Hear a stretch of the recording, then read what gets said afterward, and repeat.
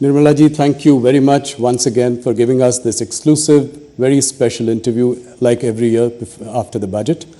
Through our News18 network, through CNBC, CNBC Awaz, CNN News 18, you will be able to reach every nook and corner of the country, and investors are glued into moneycontrol.com, tracking every twist and turn of the budget. Thank you so much. My first question, a somewhat obvious question, no SOPs, no populist measures. Even in 2019 interim budget, the government had announced some SOPs, like tax rebates. There were some announcements for the farmers, but none this time. Seems like a very confident Prime Minister going into 2024 elections. You've never looked more relaxed to me before. What was going on in your mind while drafting this? Well, thank you for having me after the budget, like every year. It's a great opportunity to talk to your viewers and also for others who are watching this program more with the keenness to know about the Indian economy. Yes, the budget yesterday did not have any SOPs announced. We treated it like a true vote on account, an interim budget before an election, and also an interim budget which is being presented with the clear understanding that the several programs which were launched with empowerment of citizens in mind over the last 10 years are reaching the ground, and the beneficiaries are already on their own speaking about it. The power of word of mouth is very strong. So when a beneficiary gets truly the benefit and without any middleman playing a role in it, they really understand that the intent of the government is what they've said is what is getting executed. So I place a lot of trust in the word of mouth, which has helped in schemes like Ujjwala, PM Awas Yojana, PM Mudra Yojana, Swanidhi Yojana, all of which have benefited the small households, small people who want to do their business and who don't have money to give for collateral, no properties to give. So this government has actually, because of the vision with which Prime Minister is committed to serve this country, is actually serving the common people in letter and spirit. And that is recognized by the people themselves. It's not as if you're saying and you're showing target numbers, you're showing achievement numbers. No, the people in the ground are saying about it. I've got it. And so is my neighbor, so is the neighbor of that household and so on. So, and that is why I have used an expression, and I mean it when I've said it, that this is secularism in action.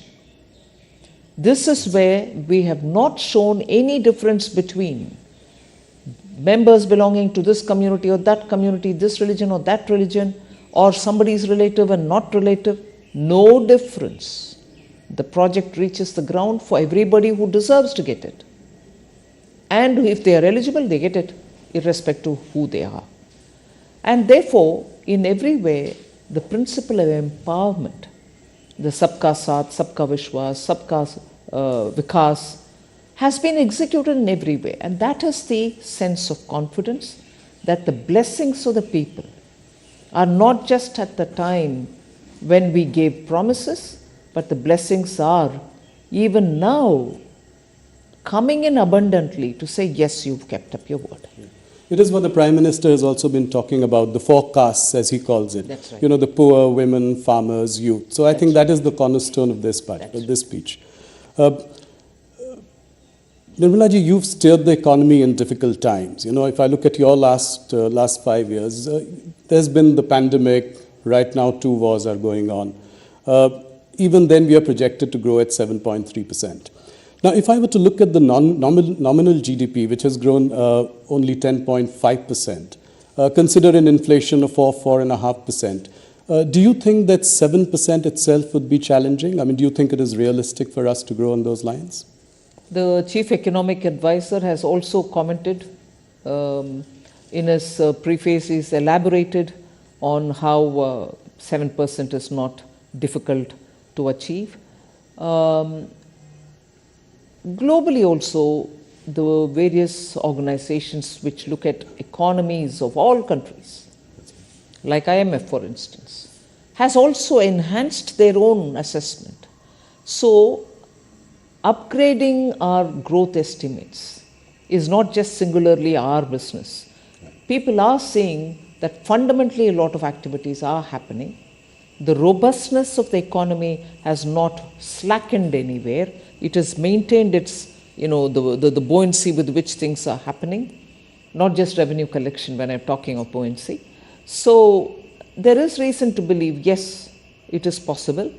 And the deflator, not just the inflation, but the deflator itself is constantly, meaning we are looking at controlling inflation, the other factors fall in place, so the deflator itself then plays a role, and therefore we are confident that on the one hand we'll be able to manage inflation, and on the other to keep the robustness in growth so that it is sustained growth.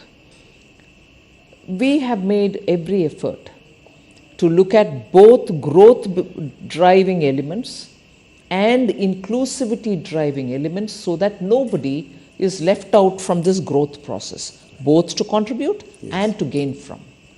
Indeed. Something that has been commented enough, and you've got a lot of accolades for it in this budget. If you look at the fiscal glide path, I think you've beaten estimates. This year you've projected 5.1 next year, so that also looks promising. What is your message to the sovereign rating agencies? You're expecting an upgrade? Well, I would think that they do their job, but periodically it's our business also to bring it to their notice that economy, particularly emerging market economy like India, despite the odds, we are doing a lot of reforms, systemic reforms, which actually you're seeing is bearing the results now. If only Prime Minister Modi hadn't pressed the pedal, let's say the revving pedal, the accelerator during COVID, even as we are managing COVID, we will have to attend to reforms and continue doing the reforms. The Atmanirbhar Bharat announcements were all infused with so much of reform measures. Otherwise, we wouldn't have eliminated more than 68,000 rules, which were just so archaic and were becoming instruments for rent-seeking people. So, systemic reforms have continued. Whether it was pre-COVID, GST and IBC, together with very many other reforms like professionalizing public sector banks and so on, the emphasis on reform has given us adequate rewards, and we'll continue doing that. That is why even in the budget, we have emphasized on transparency. We have emphasized on getting everything on board the budget process itself, rather than keeping it outside of the budget or underneath the carpet. These are not small steps, and that has been consistently done in the last 4-5 years. And before that, as I said, IBC or banking reforms, the 5 major recognition R's, as we say, of the problem. So, to list it, there are so many, some small, some very big. The small ones having very big implication in making the economy much more cleaner and open and transparent. The bigger ones which are bearing results in terms of the money that you collect in GST. These are not small steps. So, that is the one which I would play as important indicators which rating agencies should look at comprehensively, rather than look at just one detail here, one detail there. Macroeconomic stability is also very well kept up. No, glad you mentioned reforms. I think big message coming from you that the government will continue on the road for reforms. What are I've said this to you before, that, cutting the rich tax last year, in an election year. Before that, cutting the corporate rate tax. I mean, you've taken some bold measures. What are the next level of reforms that we can expect from you? Broadly, I mean, directionally. No, first of all, as I said, the system to become more transparent, more things will have to be done in order to make sure that we work together with states. It's one thing for the union government to work on those areas which are exclusively with the central government.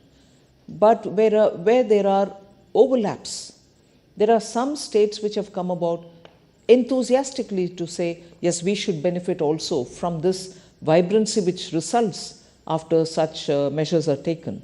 And therefore, when reforms are talked about, we normally always say 3 levels where it has to be carried out with the same vigor.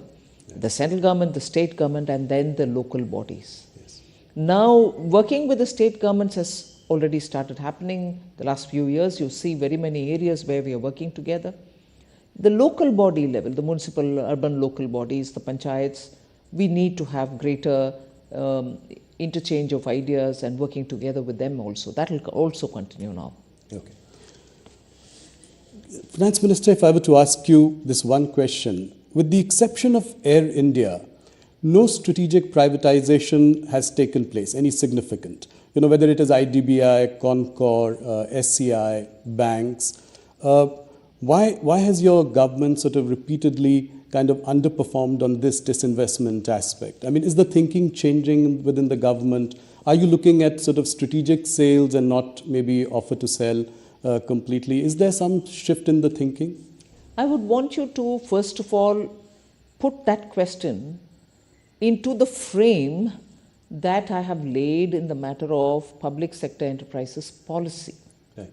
If a policy framework has been announced, and in that we have said that there are only core strategic sectors which government recognizes, where the government will be having a minimal presence. Right.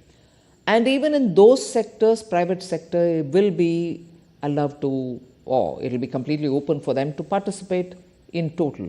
In the sense, there will not be any one sector, inclusive of the core strategic sector, which will be exclusively reserved for public sector, whereby consolidation will have to happen to make them big enough for a big country like India. Yes. Efficiencies will have to be brought in. Their values will have to be increased. So this question of yours will have to fit into that frame. I will not reverse any of the cabinet approved decisions. Okay. But at the same time, you should probably also have noticed that for each of them, we are working to make sure that we are not allowing them to remain there till they are getting disinvested. Equally, we are working to make sure that their valuations are kept up, they are improved upon. That if you look at the public sector listed companies and their valuation in the market today, you see the kind of vibrancy which has been brought into them. Their share values have gone up. The dividends are even much better than earlier. Absolutely. So, disinvestment is one thing, but bring in value to them and make sure that the markets look at them absolutely favorably. No, in fact, the public sector companies have done really well, and public markets are also where they are. Would you consider sort of diluting your stake maybe to 49% in some of the companies? Thereby, they are not government owned, but at the same time, you have best of both the worlds. And the valuations could go up even further. No, certainly. That is not something which has been denied earlier, meaning as a matter of policy. But in many ways, we are already, you will see periodically, the DIPAM yes. Department which takes care of the disinvestment has slowly, in trickles, released a lot of government's shares into the market so that private ownerships can come in and they can take hold of those shares. So that is happening already, and we'll certainly like to make sure that greater participation, public ownership of in companies like, let's say, SBI or ONGC, yeah. I mean, this could be another possibility. Absolutely. Thank you. One of the big ideas this budget, which struck to everyone as a big idea, has been the announcement of a corpus of 1 lakh crore, to provide interest-free or low-interest sort of loans for research and innovation. Can you elaborate a little bit on this? How will this work? Will there be a separate sort of entity managing this? How will it go forward? Yes, certainly. I first of all would bring in a bit of a context to this. It's not as if we are doing it now for the first time. Earlier too, there were several funds within different departments like the science and technology. They had a CSIR, its own. Funds were all over the place. You had them doing supportive activities for innovation, each from their own side. 2 years ago, I remember announcing the National Research Foundation, which brought together all these thinly spread resources to one pool, and from there, each of the department would claim whatever they would want to fund in terms of innovation supportive activities. But what we've now done is, they may remain so, but the government would now bring in a kind of a institution or a vehicle which can take this 1 lakh crore, which will be given to them next few years in total, as an interest-free corpus amount. Using that, they can then identify innovation-related exercises which are happening in private sector and fund them. I may give this interest-free 50-year loan to the corpus, but the managers of that fund will then decide to whom at what cost should they give it. The cost may vary depending on the risk factors and the judgment of the professionals who will manage it. But it's certainly a fund from where private innovation will be supported. Got it. I'm sure you'll be asked this question in future, but the allocation for capex at 11.1 lakh crore, does it seem like a lofty goal, considering that you could not even do 10 lakh crore in this year? No, but not really. I mean, we've done only 2 lakh, 3 lakh. That's not the case. Yeah. We're closer to 10. It's also because absorption has its own limits, whether it's the states or the departments within Government of India. When the capital expenditure is undertaken through the outlays given to them, it is only that much within 12 months that they can do and not beyond. So sometimes reaching the target, however ambitious it is to the last mile difficult within 12 months. Had we given them a few more months, they will probably even complete that. But the condition for these capital expenditure, which I have announced since last 3 years, is that that amount should be utilized within the year.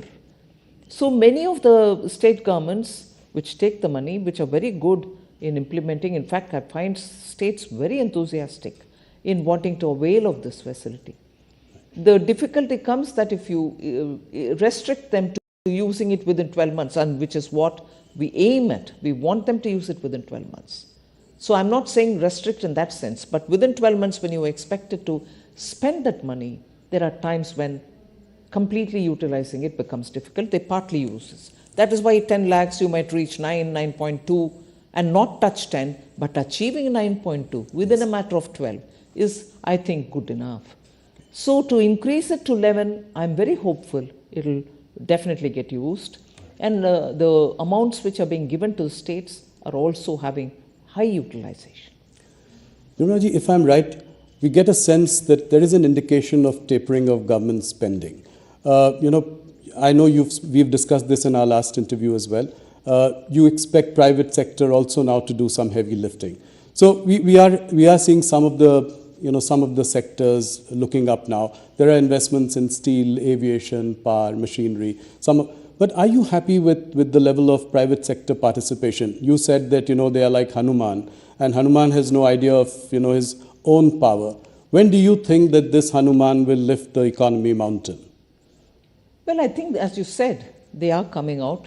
There is investment happening. The PLI scheme is also helping them. Yes. So investments in newer areas do have a slightly longer gestation period. It's not as if their brownfield projects are getting additional money. That also is happening. But the interest in the sunrise sector is really obvious now. People are taking a lot of interest, and you're seeing them coming forward. Okay. So that's heartening news. One more question on the stress that is being seen in the rural economy. Your higher allocation outlay to Manrega also is an indication, betrays the stress on rural economy. If you look at the results of FMCG companies, consumer durable companies, even if you look at the Nielsen data, it shows that the rural volume growth has underperformed urban volume growth for almost 7 quarters now in a row. So what is your prognosis of rural demand, and how do you think we will deal with this going forward? I'm not sure I'll be able to describe how I view what is happening in the rural areas. Let us recognize that there is a lot of shift in the way employment is panning out. Let us recognize that migration is now looking at redefining itself in a way. Many people who went back to their villages with some skills acquired are wondering if they can continue being there and utilizing and benefiting from the skills that they've acquired. Industries too today are allowing a lot of work from home, and many who are avoiding traveling are also staying back. So that shift will have to be recognized.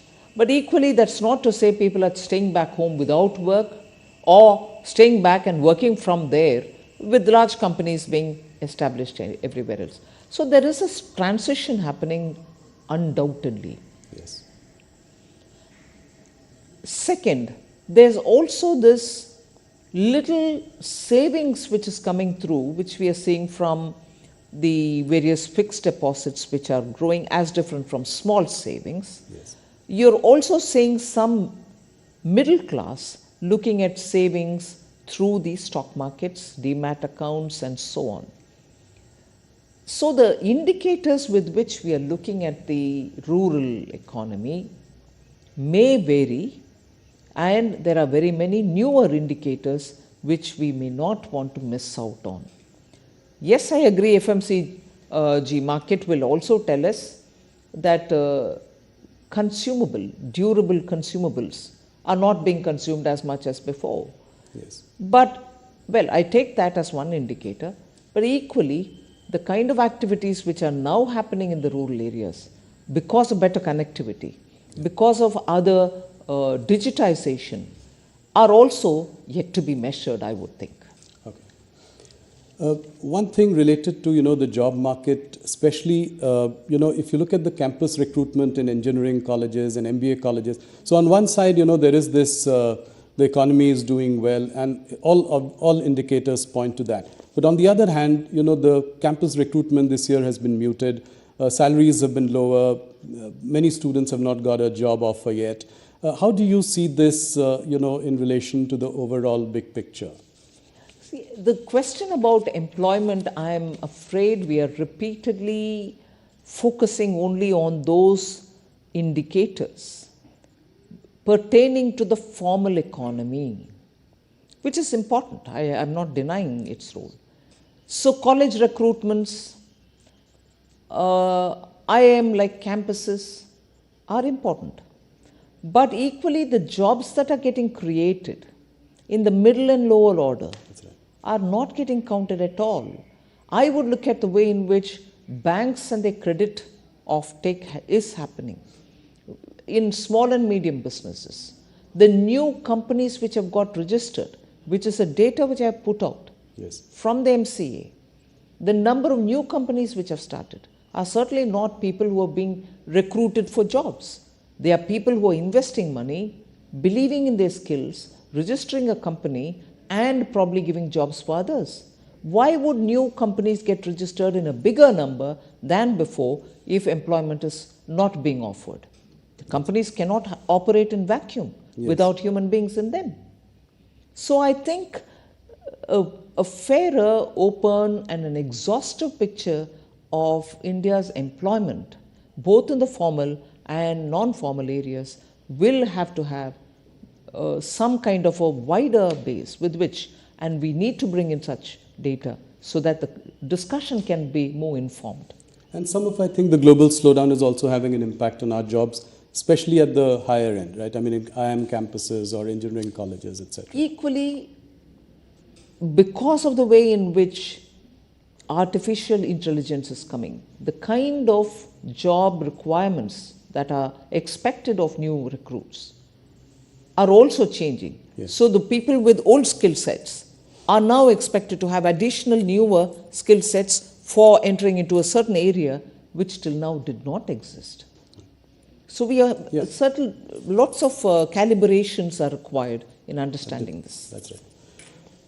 Yesterday in your budget speech, you were very appreciative of, income tax payers. In fact, the number of income tax, people paying income tax has gone up. Collections are up 2.4 times. You were quite appreciative. In fact, I thought you just stopped short of sort of giving them something back because, it was a vote on account. My question is that, salaried people are paying 30% today, whereas corporates pay 22% tax.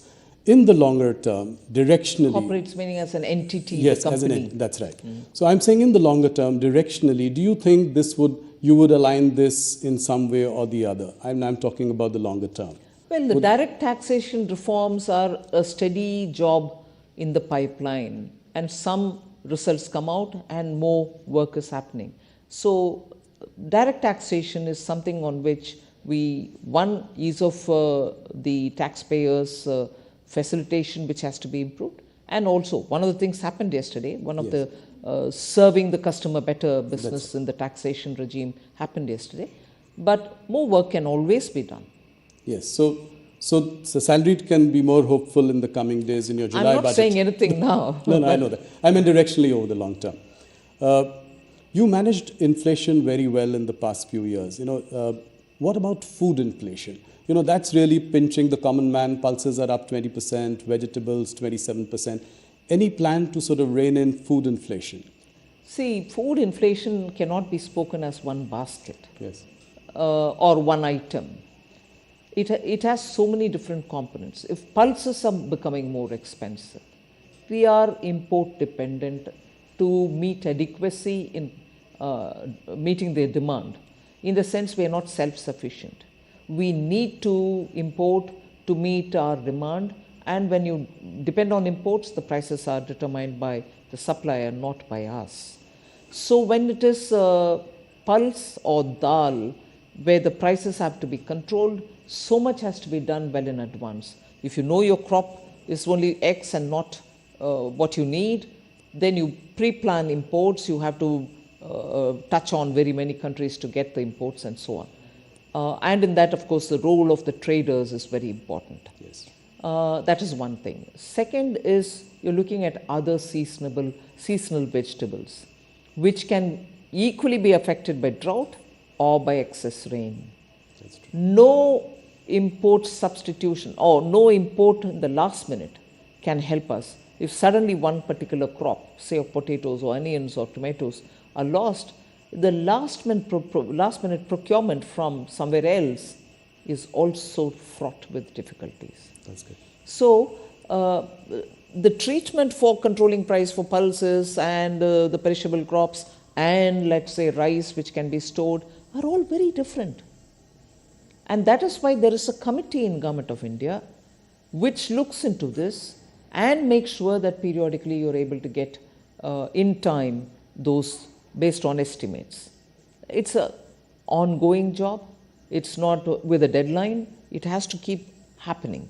Yes. And I think largely the committee has been successful. Otherwise, we couldn't have been closer to the policy range. That's right. I had interviewed the Prime Minister in 2016, as early as that, and he spoke about the white paper. He said that we should come out with the white paper because we inherited an economy which was in the fragile five. And and that was early, just 2 years into the government. And what we had to really do to drag it out of, the levels it had reached. You spoke similarly yesterday about a white paper, and you said it was a Herculean task to bring the economy back from the brink. What is the idea behind the white paper? Why now? And will it be another stick to beat the opposition with? See, you're right in pointing out that the Honorable Prime Minister has spoken about it even in 2016 in your interview.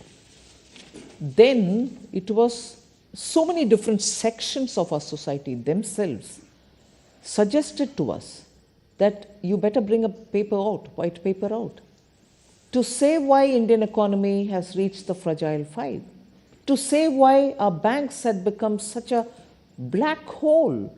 Nothing could be restored of the banks. Banks were all in deep trouble. Look at the number of NPAs and the value of the NPAs. meaning what was the original value and to what extent they had reached almost close to valueless positions. So whether it was your banks, whether it was the overall economy, whether it was defense procurement, whether it was a vital sector of telecom, why? Even minerals. Yes. Every area was ridden with problems. Now, if you're talking of corruption, well, it's one thing, it goes to the court, people get punished, and then the monies are given back or not given back, values are retrieved or not retrieved. That's one side of the story. But what impact it left on the economy? To restore your banks back to health, to make sure your country is safe with adequate strategic equipments given to defense personnel, to make sure that your mines, which are wealth under the earth, meaning inside the earth, under the soil, to use them for the benefit of the country rather than to use them as one instrument through which you line your own pocket. What implications it had on the economy? Banks not being healthy, mines being given to brothers and sisters who did not want to extract the mineral for the benefit of the country. Spectrum allocations, if it had happened in time, I didn't have to spend so much to restore BSNL to have 2G or 4G in time. And what implication does it have on the country when 4G is not available in time, whereas the whole world is talking about 5G? Yes. So the kind of impact that it had, the mismanagement, it is not just talking about, policy paralysis for a fragile 5.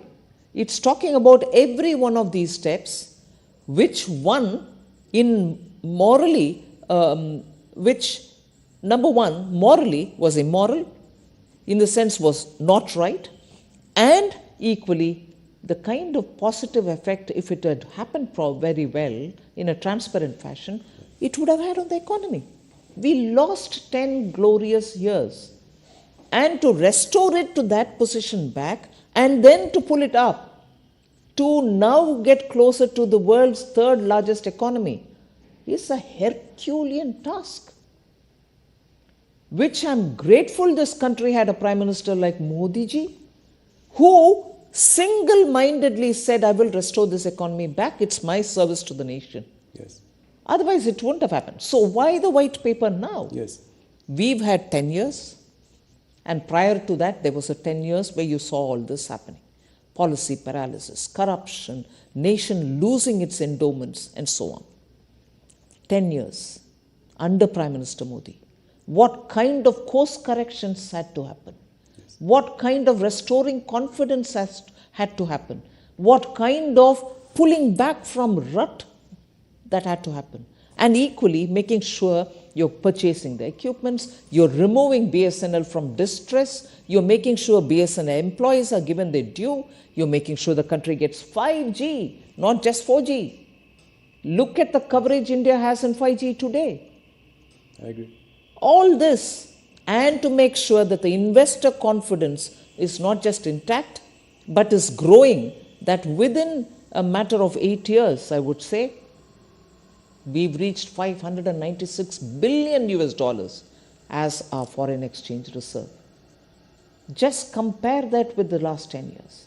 At least for the sake of the elected honorable representatives who are sitting in the parliament, they should know what was it then, what effort it took to restore it here, and what we should not therefore ever imagine or dream of doing in personal interest, forgetting the nation. Why now? Parliament should know. 2, at that time, had Prime Minister Modi not taken the call that in the interest of our nation, I would not bring it out. He didn't bring the paper then, white paper then, because you put the nation first. You say, if I do it now, I can be happy, but the confidence in our country would have been lost. Investors wouldn't have come. Our own people would have lost faith in the systems. They would say, oh my God, this government will come, eat away and go. That next government can come. It'll do its own, but we're all languishing. The faith in institutions, in government, in leaders, in politics would have been lost in the minds of people. And I'm so grateful that the Prime Minister didn't do it then. He restored it all, put India on such a wonderful track towards becoming third largest economy, and then so that all of us know what it took and what we shouldn't do in the future, this paper. So when do you table it? Well, sooner, I suppose. A passionate reply from you, I must say. Nirmala ji, when it comes to the markets, Nirmala Sitharaman can do no wrong. Last 2-3 years, markets have been on a roll. My question is, can you assure the markets and its participants that there will be stability in the capital gains tax regime? And I ask this question because last year you had tweaked, the debt market, the debt mutual funds in your budget speech. So, is there stability around the corner in the foreseeable future? Policy stability is one thing which Prime Minister really lays a lot of emphasis on. Yes. He doesn't like periodic tweaking. He would tell you it's only 2 years, it's only 3 years, let it play out, let it settle down and so on. So he's never in favor of quick twists and turns. Right. And this is not me saying, people who have observed him for his tenure as Chief Minister will know that the biggest strength under Prime Minister Modi is stability in policy. So that's a singular line reply that I can give for it. Right. No surprises. I mean, long-term stability in policy. Another question, current question. RBI has imposed restrictions on the operations of Paytm Payments Bank. I don't, want to go into the details, but just a question is, what is your message to the fintech industry? Is there more than meets the eye in this case, or are we going to be cautious when it comes to the fintech sector? No, I wouldn't want to comment on any one particular company, okay. But fintech is an area in which all of us are very enthusiastic. India has contributed a lot in this sector. India's contribution in this sector has been globally recognized. Today, if people are looking at solutions, fintech solutions, they are looking to India. Our youth have contributed a lot and built capacities for themselves. This is an area which we'll certainly like to work with and encourage. I'm not commenting on any one company. That's heartening to know for the fintech industry. Thanks for the message. You have been tightening things around. Would you think that the RBI should loosen now? Well, RBI does take its own call, but I will appreciate the RBI for working together with the stakeholders. And they take a call, I'm sure they take a call that keeping growth in mind. They've been steady, I suppose. They'll continue to be steady is my expectation and hope. Few quick political questions. I'm aware of the time. Thank you for answering all our business and economic questions at great length. We are seeing a different side of Nirmala Sitharaman. In the last few weeks, you've also been seen as an aggressive politician. You have turned the heat on your rivals in Tamil Nadu. You said that Stalin's DMK is an anti-Hindu party and that they were forbidding the live telecast of the Ram Mandir Pran Pratishthan ceremony. What do you have to say to that? 100%. I have not said a loose word. I did mean what I say, and I do truly believe that repeatedly they attack on Hindus in Tamil Nadu in layers which are seen and in layers which are not seen have been felt for a long time. I speak very many times about Tamil Nadu with lived experience. Yes. And therefore I don't talk too soon, nor do I speak too indiscreetly. So when I say something, I mean it because I feel it also. I do corroborate with data, with actual ground activities, and then only comment. Unfortunately, if that is the politics of a state party, which has had a lot of ideological support extended to separatist politicians of years gone by. Yes. Whether they support it even today, I do not know, but there are periodic voices which come out which are very separatist in tone and tenor. My grief is a national party like the Congress party has been decimated in Tamil Nadu, and today, till today, they are not a position to win an election, even a couple of seats on their own, without being in alliance with one of these parties. BJP is, of course, a beginner there. It's been there since the Jan Sangh days, and it's gaining strength. We'll continue to work with the people. But the grief that I want to express is a national party like Congress party also joins that anti-Hindu voice, does not condemn the anti-Hindu voice of the party DMK, and even worse, goes in support of such voices which come from DMK. And today, not just in Tamil Nadu, a Congress party member in the Lok Sabha today, meaning he's a sitting Lok Sabha member, and a brother of a deputy chief minister in Karnataka, also speaks in separatist voice. So anti-Hindu is one, anti-Hindu activity is another, which also is happening in Karnataka incidentally. Congress party in Tamil Nadu supports these kind of anti-Hindu or anti-separatist voices. And today that is a spirit with which Congress also is aligning, which is what I find utterly shocking. Is there an attempt to paint the Bharatiya Janata Party as a North Indian party? And this North-South divide, encouraging that. Is that what you say? They've always called Bharatiya Janata Party two things. It is a Brahmin Baniya party. Yes. It's a Hindi party. Today, the kind of support BJP receives in South India disproves all this. And I don't want to name individuals and say, oh, he or she belongs to this caste, we promoted this caste, and therefore, more than BJP, I can challenge today, is there any one party in India which has worked for the betterment of tribals in India, which has worked for the betterment of the Dalit scheduled castes in India, which has recalled some of the best iconic leaders coming from those communities but attaining national stature, whether it is Dr. B.R. Ambedkar, whether it is Guruji and considered like God himself, Birsa Munda, whether it is the sons of the Shahbzade, Sikh gurus, who gave their lives in their teenage for the sake of our country.